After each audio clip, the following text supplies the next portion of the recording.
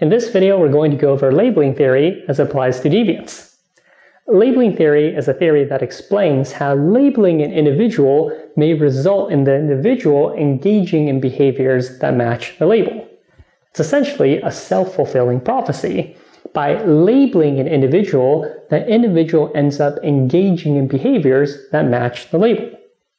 Now, labeling theory is not applied arbitrarily to all labels. Sociologists typically apply this theory to deviant roles that perform deviant behaviors.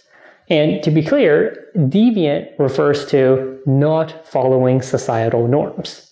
So an example of a deviant role would be juvenile delinquents.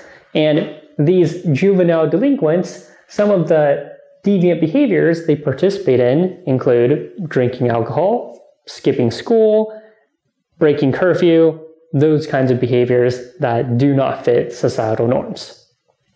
Now, to get a better understanding of how this labeling theory works, let's talk about the two stages of labeling theory. We have first primary deviance. This is the initial performance of an act of deviance, such as shoplifting. Now, this is very common. Many people have shoplifted at some point in their lives.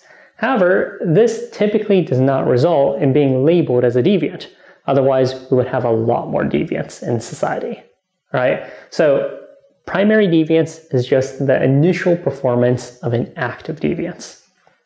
The secondary deviance is when an individual is caught performing a deviant act and they are labeled a deviant and they continue performing deviant behavior.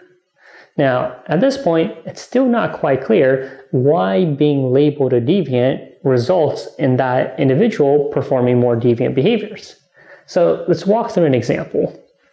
Let's say a teenager is caught shoplifting.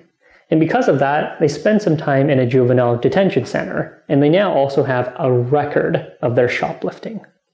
Because of the time they spent in the juvenile detention center and the record they have, other families don't want their children to spend time with that teenager, and that teenager may also have a tough time finding a job.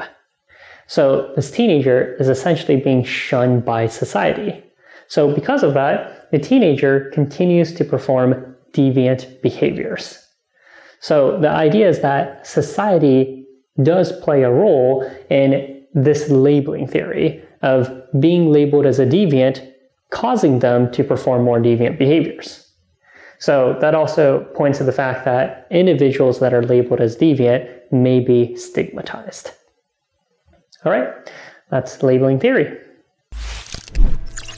If you enjoyed this video, please consider subscribing to our YouTube channel and clicking the bell icon for notifications. We release new videos every week covering the highest yield content on the MCAT.